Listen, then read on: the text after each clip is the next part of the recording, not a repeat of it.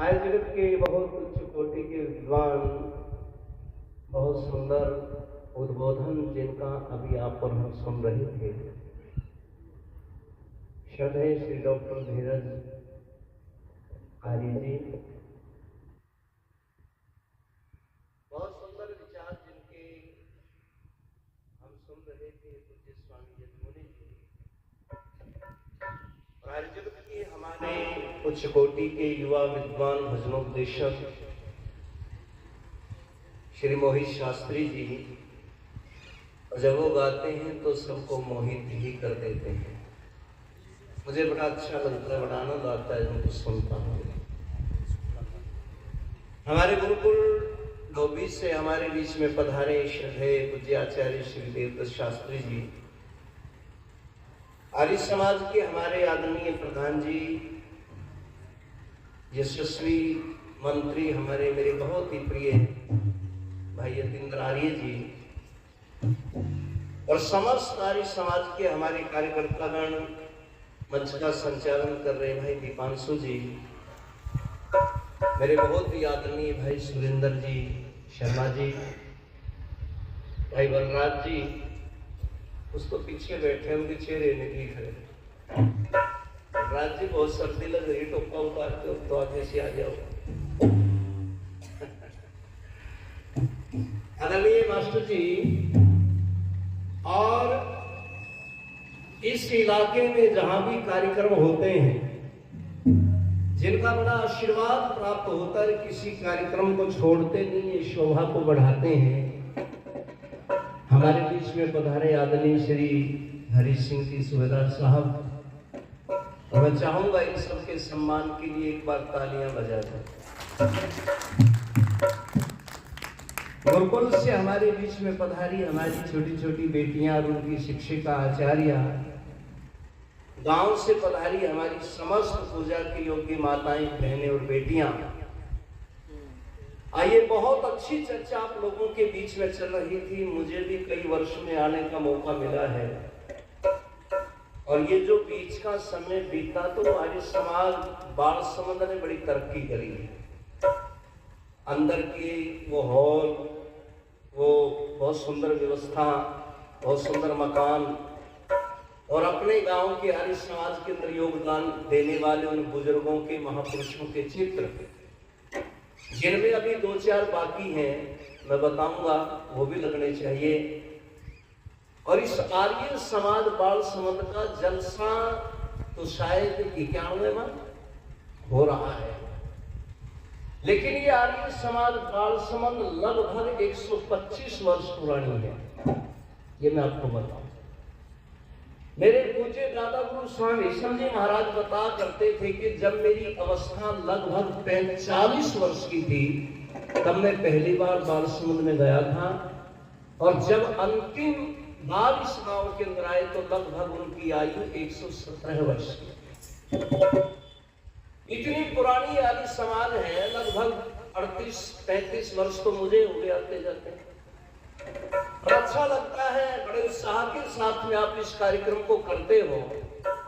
आदरणीय मोहित शास्त्री जी ने बड़े सुंदर भजन, आध्यात्मिक चर्चा आप लोगों के बीच में की। हमें क्या करना चाहिए, मनुष्य के जीवन का कार्य क्या है, उसके बाद राष्ट्र की और देश की चिंता जो है अपने प्रवचन, अपने विचारों में श्रद्धेय आदरणीय लोग साहब ने की है।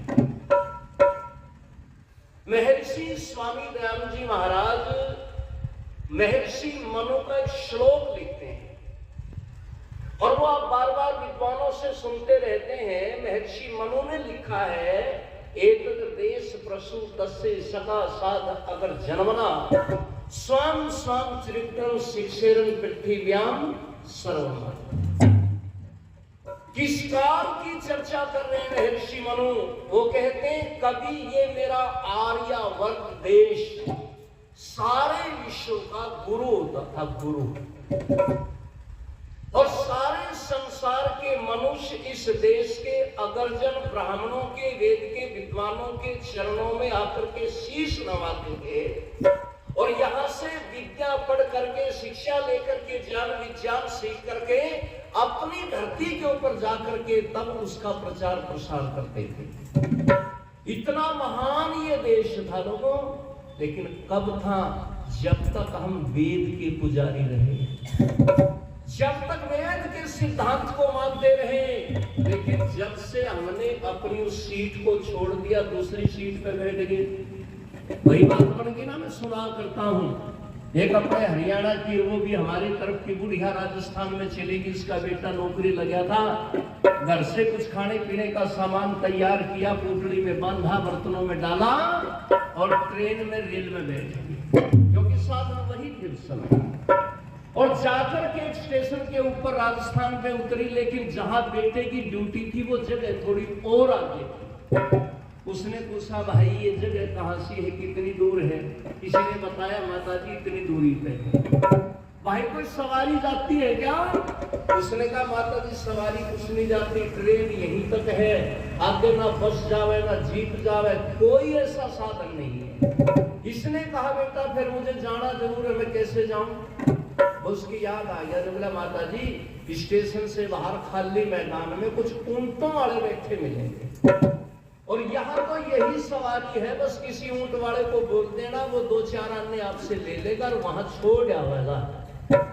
बिना बोलते प्याले या भैंसा से जोड़ में पीजा बिना बोले। सुनो, तो माता जी बाहर गई मैदान में, तो बहुत सारे ऊंट बैठे थे। ऊंटों के मालिक एक पेड़ के नीचे बैठे अपना गपशप लगा रहे, बातचीत कर रहे।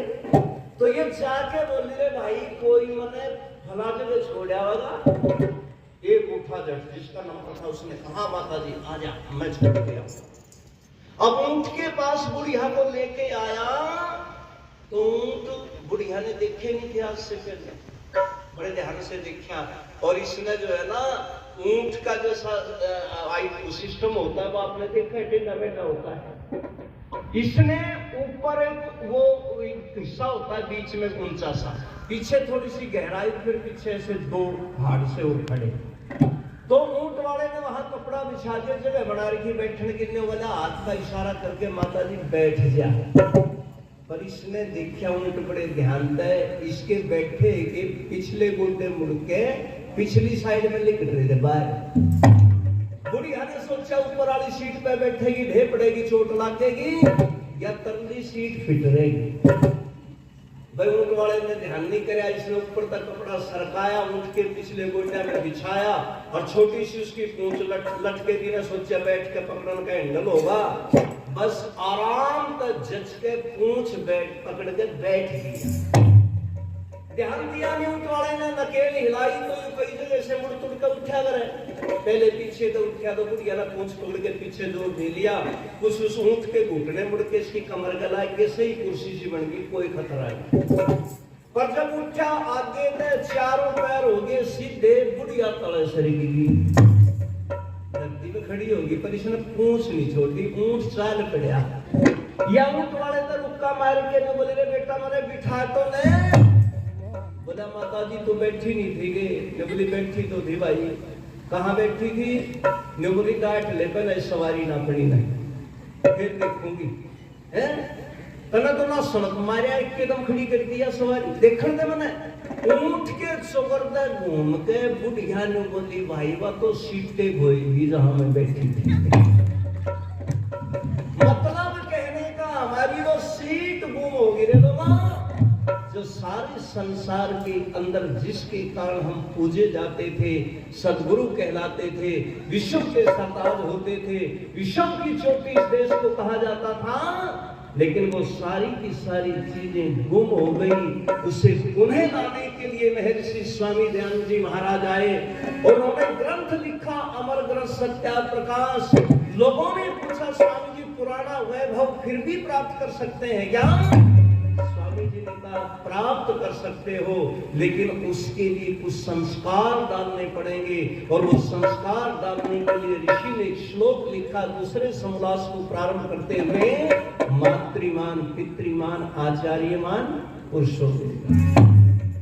ये तीन गुरु होते हैं, तीनों बढ़िया होने चाहिए। ऋषि कहते हैं धार्मिक और विद्वान होने चाहिए। केवल धार्मिक होने से काम नहीं चलेगा, विद्वान भी हो।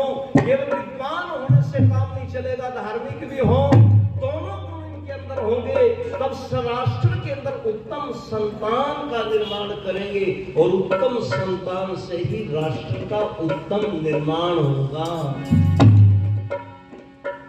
बड़ा सुंदर सा एक प्यारा सा गीत लिख दिया पथिक जी ने, पहले भी सुना होगा आपने, तो सुनिए।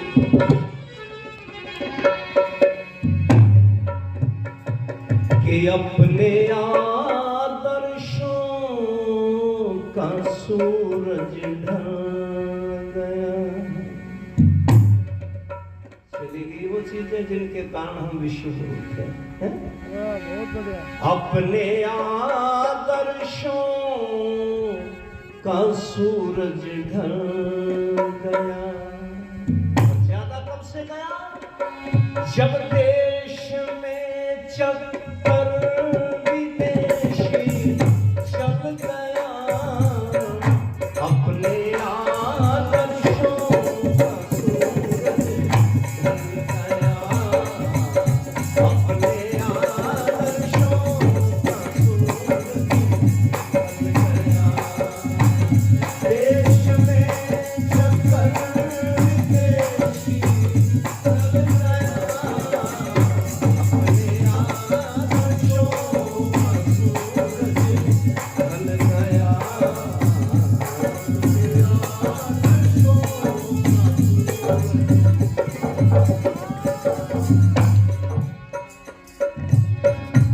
चले गए अंग्रेज भारत छोड़कर। चले गए अंग्रेज भारत छोड़कर। चले गए अंग्रेज भारत छोड़कर। वृक्ष तो सुनो, वृक्ष तो अंग्रेजियत का बन गया। वृक्ष तो अंग्रेजियत का बन गया। देश में चक्कर विदेशी चल गया। अपने आदर्शों का सूरज ढल गया।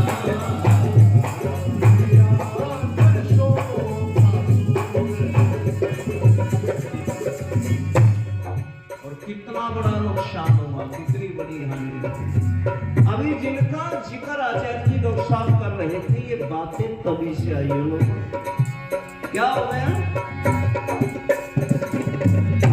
नग्नता दुनिया में बढ़ती जा रही।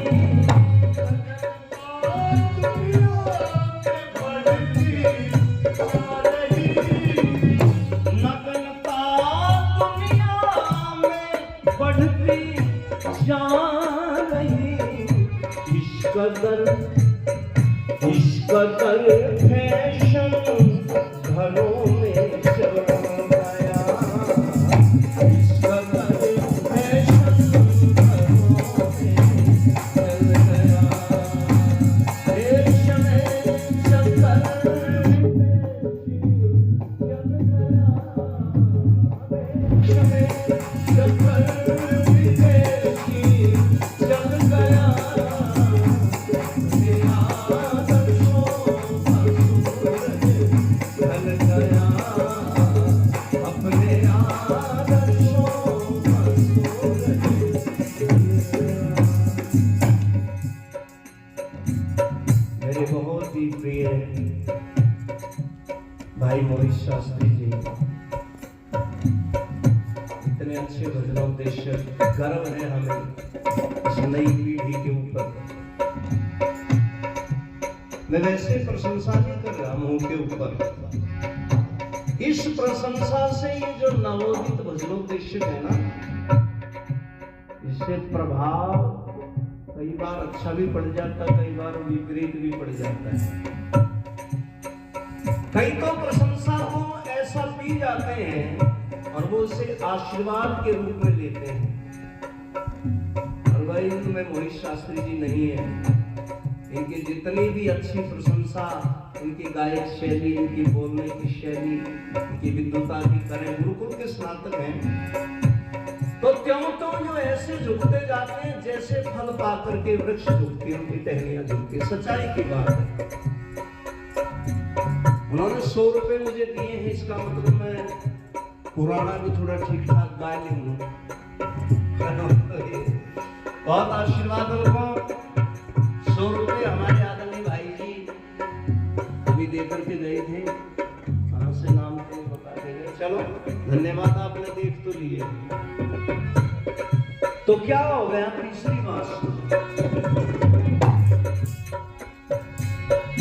बिजलियां ऐसी गिरी इस पेड़ पर, बिजलियां ऐसी गिरी इस पेड़, बिजलियां ऐसी गिरी इस पेड़ पर, सभ्यता का घोंसला ही जल गया।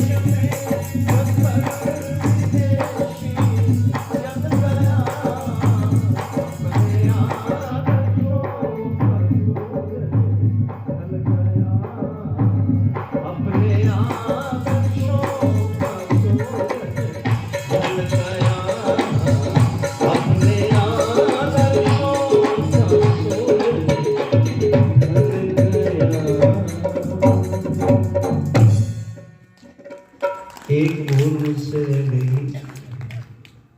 अभी छानी बड़ी का 3 दिन का वार्षिक उत्सव था। वहां के आर्य समाज के हमारे बहुत यशस्वी कर्मठ प्रधान जी आए हैं, राजपाल जी। एक बार खड़े हुए राजपाल जी, देखो तालियां बजाओ एक बार उनके लिए। धन्यवाद। सेना की नौकरी करके आए। देखो एक बात गांव के लोगों ने बताई, बोले थी राजपाल जी की मेहनत और कर्मठता। सेना में जाने से पहले वहां आर्य उच्च विद्यालय है, स्वामी ईशानंद जी महाराज ने आर्य समाज की स्थापना की।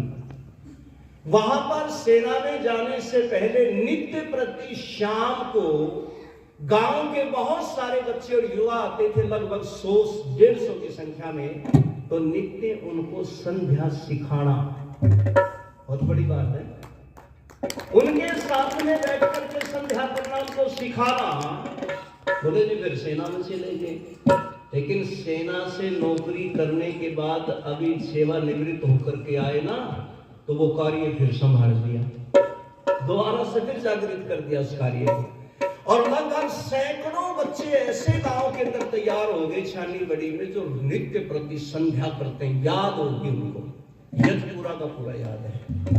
तो ऐसे कर्मठ, देखो आर्य समाज के सिद्धांतों की छाप यूं पड़नी चाहिए हमारे ऊपर। तो अभी मैं आपके बीच में बता रहा था, चले गए अंग्रेज भारत छोड़कर, पर वृक्ष तो अंग्रेजियत का पल गया। चले गए अंग्रेज, सन 1835 के अंदर लॉर्ड में काले ने अपने पिता को पत्र लिखा था ना, शायद 1800 या 1900 कितना था, 1835।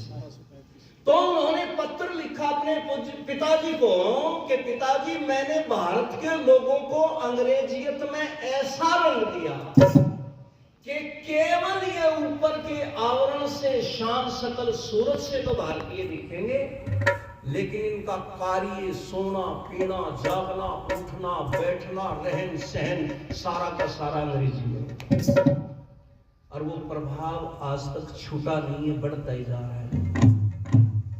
अरे घर में जब बच्चे आते थे, घर में आकर के माँ के चरण स्पर्श करके छोटे छोटे बच्चे कहते थे, माताजी नमस्ते, माताजी प्रणाम, पिताजी नमस्ते, पिताजी प्रणाम। लेकिन मैं ईमानदारी से कहता हूं, आज बच्चे घर में आते हैं, माता पिता को नमस्ते करते हैं क्या? और कहते हुए बड़ा कष्ट हो रहा है कि बल्कि वो माता पिता कहते ही नहीं है। क्या कहते हैं बच्चे? मम्मी और डैडी, पापा। और जबकि पता है कि इन शब्दों का, इन नामों का अर्थ कितना गंदा है। यदि आप मम्मी शब्द का अर्थ हर बार बताना पड़ता है, किसी के ऊपर प्रभाव पड़ जावे। मम्मी शब्द का अर्थ किसी पढ़े लिखे बच्चे से पूछो तो वो बता देगा, जी मम्मी शब्द का अर्थ क्या है। ये मेरी बेटियां बता दे, गुरुकुल की सारी बेटी। क्या बेटा पता है ना सबको मम्मी शब्द का अर्थ क्या है? मरी हुई। हाँ बिल्कुल, मरी हुई, जो मर गई, खत्म हो गई, डेड हो गई, उसे मम्मी कहते हैं। और रोमन आदि देश के अंदर, रोम आदि में, वहां तो जो सबसे पुरानी मरी डेड बॉडी बर्फ में ला के संभाल के रखी हो ना, उसको बढ़िया मम्मी मानना है। क्योंकि वहां फुर्सत नहीं है लोगों को। बच्चे बाहर रहते हैं, पीछे से माता का देहांत हो गया तो बोले बर्फ में लगा दो भाई, इतने दिन में आएंगे छुट्टी लेकर के, तब तक वो बर्फ में लगी रहती है, उसे मम्मी कहते हैं। अरे हरियाणी इतनी राजी हुए है, जब छोटा सा बालक इसने पहली बार मम्मी कहने सीखे, गोदी में खाकर सारे मोहल्ले में घुमा देगी। ये फलाने की मारे वाला भी छोरा समझदार हो गया, देखे मारा पुत्ता, मेरा बेटा। वो बोलिए क्या हो गया? मैं बोली मारे वाला मम्मी कहने लग गया, मम्मी ये मका बावली तो मरी कहने लग गया, उसका ये मरी राजी हो रही है। डैडी कहते हैं यू फूल के कुप्पा सा हो जाओ। अरे डैडी शब्द का अर्थ क्या है? मम्मी ताजी मरी हुई, डेड मम्मी पुरानी मरी हुई, और डैडी ताजा मरिया, तुरंत का डेड हो गया, खत्म हो गया, उसे डैडी कहते हैं। माता और पिता को भूल गए बच्चे, सच्चाई की बात है। मैं ईमानदारी से कहता हूं, मेरे बच्चे मुझे पिताजी कहते हैं, मेरी पत्नी को माताजी माँ कहते हैं। लेकिन गजब ये हो गया, मेरे बच्चे मुझे पिताजी कहते हैं ना, तो मेरे सारे मोहल्ले के, गली के बच्चे के सारे पिताजी कर लाएंगे। मैंने एक दिन पूछ लिया उनसे, ना बेटा तुम मेरे को पिताजी क्यों कह रहे हो? मैं तो अपने बच्चों का पिताजी हूँ। बोले जी हम तो न्यू सोच रहे, थारा तो नाम में पिताजी है। पिताजी पिताजी कहते सुने ना। अरे आर्यो, कम से कम हम सनातनी भाई तो इस संस्कृति को बचा लें। हम तो अपने घर में माँ और पिता शब्द का यो रखे प्रभाव बच्चों के अंदर, और जब ये बच्चे घर में माताजी कहेंगे, पिताजी कहेंगे, तो उसका अच्छा प्रभाव पड़ेगा। सारा दिन मम्मी मम्मी मम्मी क्या है? और अब तो मम्मी भी नहीं कहते बच्चे, अब तो शहर में तो वो हो गया, मम्मा मम्मा मम्मा मम पानी ने भी क्या, माँ ने भी मम। और पिताजी ने तो पता नहीं क्या क्या लग गया, भाई मेरे पे केस हो जाएगा उस शब्द का प्रयोग करूं तो अभी भुगत रहा हूं, उसने पूरा हो जाए तो फिर बताया करो। मान में बड़े पटा गए। तो इसलिए मेरे ऋषि ने कहा कि भाई देखो, अपने घरों के अंदर संस्कारों का प्रभाव जो है इतना डालो कि आपकी संतान उत्तम कोटि की बने।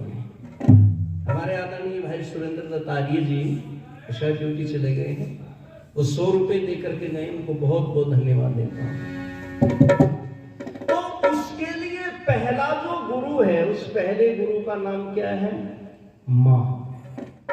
वो माँ जब तक बच्चों को नहीं बताएगी। हमारे स्वामी जी बताया करते हैं, बहुत अच्छे। अब तो बच्चों को पढ़ाया जाता स्कूल में है अनार, आ आम, ई इमली, ई ईंख, ऊ उल्लू, ग गधा, ये पढ़ाया जाओ बच्चों को। लेकिन पहले जो बच्चों को पढ़ाया जाता था, पहले बच्चों को पढ़ाया जाता था ऐसे अक्षर। और अक्षर कौन? जिसका क्षय नहीं होता, जिसका विनाश नहीं होता। और आज से पढ़ाया जाता था, समझी, आदित्य, वो आदित्य है, सूर्य से भी बड़ा है, महान है। और ई से क्या पढ़ाया जाता था? ई से पढ़ाया जाता था इति, उसकी कभी इति नहीं होती। बोले वो कौन है? बच्चा पूछता था, माँ ये गुण किसमें है? बोली बेटा ईश्वर में है। फिर आगे बच्चा को पूछता था, माँ वो कितने हैं? बोली एक। माँ एक? उसके और कौन? बोले ऐश्वर्य मान। अच्छा और कोई नाम? बोले ना मुख्य नाम ओम। आगे माँ और बोली बेटा अंग से अंगीकार, वो अंगीकार करो, उसे धारण करो। और जब बच्चा ये सुनता था खुश होकर के हंस देता था, कहता माँ समझ गया, तो देखो आहा वो तो बहुत बड़ा है, बहुत महान है। ये बच्चों को पढ़ा जाता था। लेकिन और लोरियां भी अच्छी दी जाती थी।